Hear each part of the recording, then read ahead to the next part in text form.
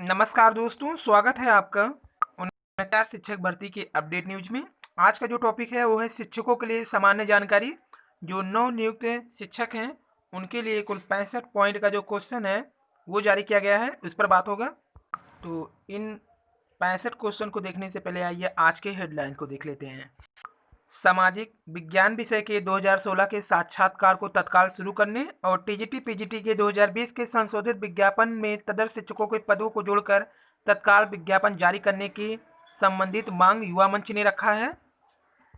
वहीं अगर आज ये मांग पूरी नहीं की गई तो 29 दिसंबर चयन बोर्ड पर विशाल धरना प्रदर्शन, अध्यक्ष के आवास का होगा घेराव।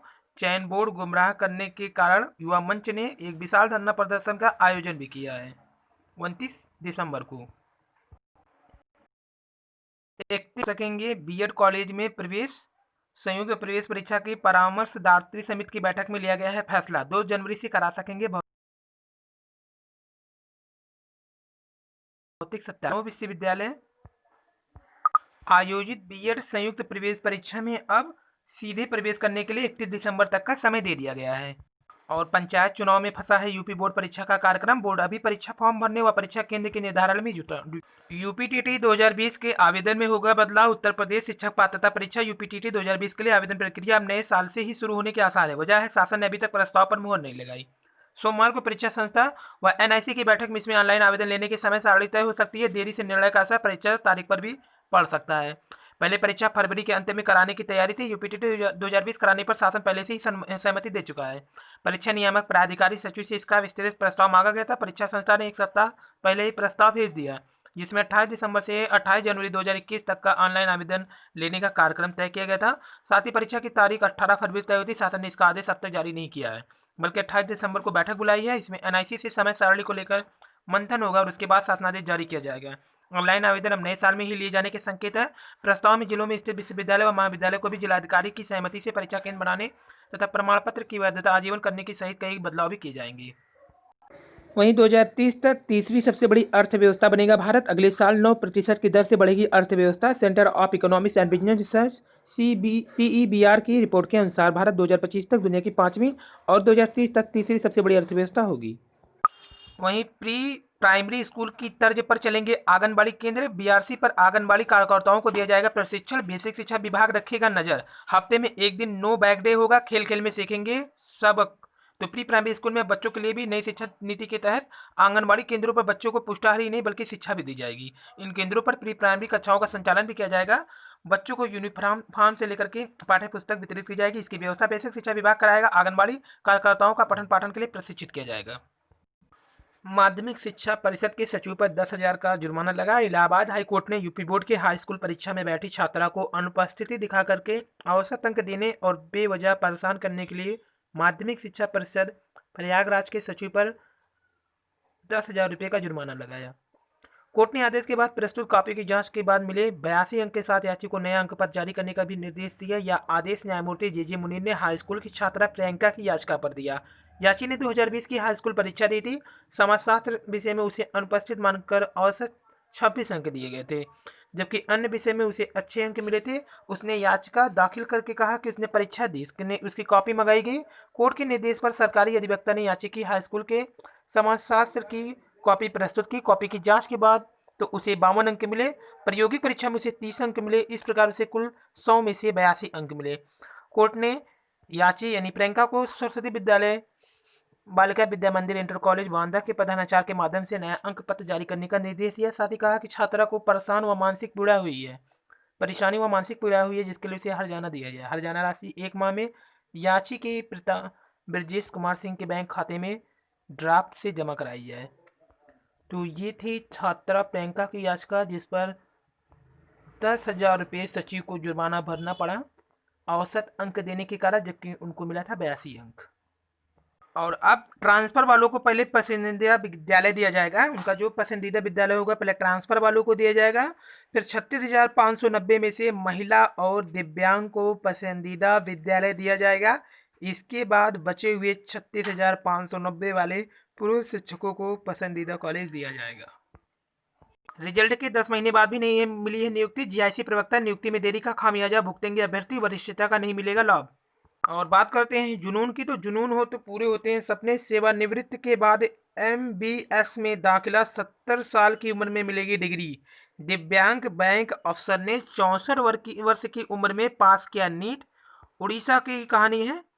पारिवारिक जिम्मेदारी से आई थी रुकावट, लेकिन अब नीट की परीक्षा उत्तीर्ण कर लिए हैं। उड़ीसा में एक सेवानिवृत्त बैंक अधिकारी ने 64 साल की उम्र में डॉक्टर बनकर यह साबित किया है कि जुनून हो तो सपने पूरे होते हैं। तो ये जयकिशोर प्रधान सेवानिवृत्ति के 4 साल बाद राष्ट्रीय पात्रता व प्रवेश परीक्षा नीट में बैठे, पास होकर के एमबीबीएस कोर्स में दाखिला लिया है। नीट परीक्षा में बैठने के लिए अधिकतम उम्र सीमा 25 वर्ष होती है, लेकिन जयकिशोर ने 2018 में सुप्रीम कोर्ट में इस संबंध में याचिका दायर कर दिया था, जिसके तहत उन्हें इस साल सितंबर में हुई परीक्षा में बैठने का मौका मिला। उन्होंने परीक्षा में अच्छी रैंक हासिल की थी। प्रधान ने सरकारी Veer Surendra Sai university of technology में से वहां से दिव्यांग आरक्षण कोटे से बुधवार को एमबीबीएस कोर्स में दाखिला लिया। 70 साल की उम्र में उन्हें एमबीबीएस की डिग्री मिलेगी। प्रधान ने 12वीं की परीक्षा पास करने के बाद मेडिकल प्रवेश परीक्षा दी थी, लेकिन सफलता नहीं मिली थी। उन्होंने कहा कि मन में कुछ करने का दृढ़ संकल्प हो तो उम्र का कोई बंधन नहीं होता है। तो अच्छा पहल यहाँ पर देखिए, दिव्यांग बैंक अफसर 64 की उम्र में पास किया नीट। वहीं बात करते हैं कार्यालय जिला बेसिक शिक्षा अधिकारी गोंडा की, तो आवश्यक सूचना देखिए यहाँ पर। बोर्ड विश्वविद्यालय का नाम, जो जांच प्रपत्र है, कैसे जांच होगा यहाँ पर। तो अगर आप छत्रपति साहू जी महाराज विश्वविद्यालय कानपुर से होंगे तो 300 रुपये सत्यापन फीस आपको देना होगा। ये पूरी लिस्ट है यहाँ की, कितने रुपये खर्च आएंगे कहाँ से। सचिव केंद्रीय माध्यमिक शिक्षा अजमेर को होगा तो 450 रुपये हैं, 540 रुपये हैं, सॉरी। और 29 को घेराव करेंगे अध्यक्ष के आवास को, माध्यमिक शिक्षा चयन बोर्ड के अभ्यर्थी। और प्राइवेट परीक्षा खत्म होने से छात्र आक्रोशित हैं। महात्मा गांधी काशी विद्यापीठ से प्राइवेट परीक्षा की सुविधा खत्म करने से छात्रों में आक्रोश है। प्राइवेट परीक्षा की सुविधा खत्म होने के फैसले से ऐसे हजारों छात्रों को झटका लगा है। छात्रों ने इसका विरोध करने का निर्णय लिया है। राजभवन के निर्देश के बाद प्राइवेट परीक्षा की सुविधा समाप्त कर दी गई है। राजभवन के निर्देश पर समाप्त होने के बाद विद्यापीठ स्तर से अब प्राइवेट की परीक्षा सुविधा बहाल कराना संभव ही नहीं है। तो हर साल माध्यमिक शिक्षा परिषद हाई स्कूल इंटर के अभ्यर्थियों का हाल यही रहता है कि किसी के पेपर देने के बाद भी नंबर कम चढ़ा देते हैं। यहाँ पर तो याची जो थी वो तो कोर्ट चली गई, उन्हें न्याय मिल गया, लेकिन काफ़ी अभ्यर्थी ऐसे हैं जिनके कम अंक लेने के बाद कहीं जा नहीं पाते हैं, जिन्हें पता होता तो चले जाते हैं। तो ये थी। तो शिक्षकों के लिए सामान्य जानकारी देते हैं। मिशन प्रेरणा की शुरुआत कब की गई थी, तो 4 सितंबर 2019 को घोषणा हुई और 5 सितंबर 2019 को लागू कर दिया गया। प्रेरणा लक्ष्य को कब तक हासिल करना है, तो 31 मार्च 2022 तक। और प्रेरणा लक्ष्य के किन विषयों के लिए तैयार किए गए हैं, तो भाषा और गणित के लिए प्रेरणा लक्ष्य तैयार किए गए हैं। कोई भी विद्यालय प्रेरक विद्यालय कब कहलाएगा, तो जब सभी छात्र प्रेरणा लक्ष्य को हासिल कर लेंगे तो वो प्रेरक विद्यालय कहलाएगा। प्रेरणा सूची में कक्षा 1, 2, 3 के लिए कितने लर्निंग आउटकम दक्षताएं दिए गए हैं, तो 14 दक्षताएं दिए गए हैं यहाँ पर। क्वेश्चन नंबर 6 है कि प्रेरणा सूची में कक्षा 4, 5 के लिए कितने लर्निंग आउटकम दिए गए हैं, तो कुल 16 दक्षताएं हैं यहाँ पर। प्रेरणा तालिका शिक्षकों द्वारा प्रत्येक कितने माह के बाद जारी किया जाएगा, 3 माह के बाद जारी किया जाएगा। स्वतंत्र संस्था द्वारा प्रेरक ब्लॉक हेतु ब्लॉक के कितने स्कूलों का चयन किया जाएगा, कुल 20 स्कूलों का चयन किया जाएगा। फिर है आरंभिक स्तर पर भाषा सीखने का क्रम क्या कहा जाता है, तो यहाँ पर सुबह पाली यानी सुनना, बोलना, पढ़ना और लिखना। गणित सीखने सिखाने का क्रम क्या है, उत्तर है अनुभव और भाषा चित्र संकेत। सीखने की प्रक्रिया किस चरण से होकर गुजरती है, अनुभव, चिंतन, अनुप्रयोग, समीकरण। फिर है क्वेश्चन अगला 12 कि वर्तमान शैक्षिक सत्र 2020-21 में ध्यानाकर्षण शिविर किन 2 कक्षाओं के लिए संचालित होती हैं, कक्षा 4 से 8 के लिए संचालित होती हैं। फाउंडेशन लर्निंग आधारशिला शिविर में कौन कौन सी कक्षाएं शामिल हैं, कक्षा 1 और 2। समावेशी शिक्षा में कौन कौन बच्चे शामिल हो सकते हैं, दिव्यांग, सामान्य एवं विशेष आवश्यकता वाले बच्चे। क्वेश्चन 15 यहाँ पर देखिए, शिक्षकों के लिए कितनी हस्त पुस्तिकाएं विकसित की गई हैं, कुल 3 हस्त पुस्तिकें हैं। शिक्षकों के हस्त पुस्तिकाओं के नाम क्या है, आधारशिला, ध्यानाकर्षण, शिक्षक संग्रह। कक्षा 3 के लिए भाषा का प्रेरणा लक्ष्य क्या है, तो 30 शब्द प्रति मिनट है। भाग के 75% सवाल हल कर लेना किस कक्षा के लिए प्रेरणा लक्ष्य है, तो कक्षा 5 के लिए है। गुणा के 75% सवाल हल कर लेना किस कक्षा के लिए प्रेरणा लक्ष्य है, कक्षा 4 के लिए है। आधारशिला मॉड्यूल का विकास किन कक्षाओं के लिए किया गया है, कक्षा 1, 2 और 3 के लिए किया गया है। गणित की मौलिक संक्रियाएं कौन सी हैं, जोड़, घटाना, गुणा, भाग हैं। गतिविधियां कितने प्रकार की होती हैं, तो 4 होती हैं। मौखिक होती हैं, लिखित होती हैं, सामग्री होती हैं और आईसीटी आधारित होती हैं। आपने दिशा ऐप पर ट्रेनिंग ली है। दिशा ऐप का फुल फॉर्म क्या है? तो यहाँ पर digital infrastructure for knowledge sharing. ध्यानाकर्षण के लिए प्रतिदिन कितना समय निर्धारित है? तो प्रतिदिन प्रथम कलांश 40 मिनट है। शिक्षक डायरी एवं शिक्षक योजना का उल्लेख किस मॉड्यूल में किया गया है? शिक्षक संग्रह में किया गया है। कक्षा 1 के लक्ष्य की प्राप्ति हेतु आकलन किस प्रकार किया जा रहा है? तो ये मौखिक होता है। प्रेरणा मिशन का लक्ष्य कितनी कक्षाएं हेतु दिया गया है? कक्षा 1 से 5 तक। कक्षा 2 के लिए प्रेरणा लक्ष्य कितने शब्द प्रति मिनट है? तो कक्षा 2 के लिए जो प्रेरणा लक्ष्य है 20 शब्द प्रति मिनट है। प्रेरक विद्यालय घोषित होने के लिए कब तक का लक्ष्य निर्धारित है? जनवरी 2021 तक। मिशन प्रेरणा हेतु कितने विषयों का चयन किया गया है? 2, भाषा और गणित का। मिशन प्रेरणा के लक्ष्य कितनी भाषाओं में प्राप्त किए जाते हैं? तो हिंदी में। उसके बाद पूछा गया यहाँ पर ELFPS का फुल फॉर्म क्या है? तो यहाँ पे देखिए एक्सपीरियंस यानी अनुभव, लैंग्वेज भाषा, पिक्चर चित्र, सिंबल संकेत। ERAC का फुल फॉर्म क्या है? तो एक्सपीरियंस यहाँ पे अनुभव, उसके बाद यहाँ पर रिफ्लेक्शन यानी चिंतन, एप्लीकेशन अनुप्रयोग, और यहाँ पर देखिए नीचे कंसोलिडेशन समीकरण है। फिर नीचे यहाँ पर बाला क्या है? तो भवन अधिगम सहायक के रूप में है। Building as learning aid. नीचे है यू एओ और LG क्या है? तो यहाँ पर expected outcome actual outcome learning gap है ये।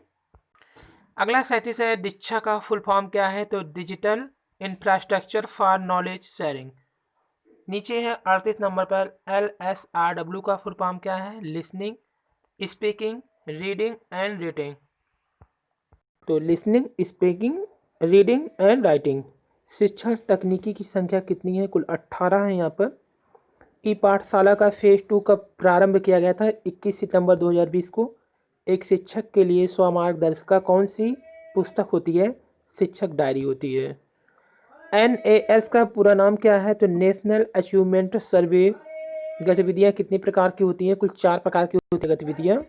प्रेरणा सूची में दी गई दक्षताओं में किन किन कक्षाओं की दक्षताओं की संख्या समान होती है? तो कक्षा 1, 2, 3 बराबर 14 दक्षताएं कुल होती हैं। कक्षा 4, 5 में कुल दक्षताएं 16 होती हैं। एक अध्यापक का सफरनामा के लेखक कौन है? रामजी दुबे। शिक्षक संग्रह में है। एकीकरण के सिद्धांत पर कौन सी शिक्षा आधारित है? समावेशी शिक्षा आधारित है। प्रेरक विकासखंड घोषित होने की निर्धारित तिथि क्या है? 26 जनवरी 2021 है। कितनी कक्षाओं के लक्ष्य प्राप्ति हेतु 3/4 75% प्रश्नों को हल किया जाना अनिवार्य है? तो 4 कक्षाएं 2, 3, 4, 5 में 75% हल करना अनिवार्य है। बिना हासिल के 75% प्रश्न हल करने का लक्ष्य किस कक्षा के लिए निर्धारित किया गया है? कक्षा 2। हासिल करने वाले कक्षा 3। मिशन प्रेरणा किस शिक्षा पर आधारित है? तो मिशन प्रेरणा जो बुनियादी शिक्षा पर आधारित है। मिशन प्रेरणा का शुभारंभ किसके द्वारा किया गया था? श्री आदित्य योगी नाथ जी द्वारा किया गया था। तो योगी आदित्यनाथ मुख्यमंत्री द्वारा किया गया था। प्रेरणा तालिका में एक साथ कितने बच्चों के नाम अंकित किए जा सकते हैं? 30। प्रेरणा तालिका को किसके द्वारा प्रमाणित किया जाता है? प्रधानाध्यापक और ई प्रधानाध्यापक के माध्यम से। ध्यानाकर्षण मॉड्यूल में कितनी शिक्षण तकनीकी है? कुल 18। शिक्षण संग्रह में प्रभावी शिक्षण हेतु कितने तरीके बताए गए हैं? 26। शिक्षण योजना किसे कहते हैं? सीखने सिखाने की क्रमबद्ध प्रक्रिया को ही कहते हैं। शिक्षण संग्रह को कितने भागों में बांटा गया है? कुल 6 भाग में बांटा गया है। आकलन के मुख्य रूप से कितने तरीके होते हैं? तो मौखिक रूप से और लिखित रूप से, यानी कुल 2 होते हैं। ध्यानाकर्षण मॉड्यूल में अंतिम तकनीकी कौन सी है? प्रोजेक्ट कार्य होते हैं। बेसिक शिक्षा विभाग में सारदा किससे संबंधित? तो ड्रॉप आउट बच्चों से। और ध्यानाकर्षण का प्रथम चरण कौन सा होता है? तो आरंभिक परीक्षण होता है। आरंभिक परीक्षण में कुल कितने प्रश्न होंगे? प्राथमिक स्तर पे 15, जबकि उत्तर प्रारंभिक स्तर पे 25 होंगे। वर्तमान शैक्षिक सत्र 2020-21 में ध्यानाकर्षण कितने दिनों तक चलेगा? तो पूरे सत्र तक चलेगा। आपकी शिक्षक डायरी में कितने भाग हैं? कुल 5 भाग हैं। आप अपनी व्यावसायिक दक्षता का विकास किस प्रकार कर पाएंगे? अपनी ताकतों और कमजोरियों को सूचीबद्ध करके कर पाएंगे। ये थी कुल 65 क्वेश्चन, जो कि नव नियुक्त शिक्षकों के लिए शिक्षक पद्धति के लिए बेहद आवश्यक है। ये थी आज की वीडियो पसंद आया लाइक सब्सक्राइब करिए। धन्यवाद। Thank you.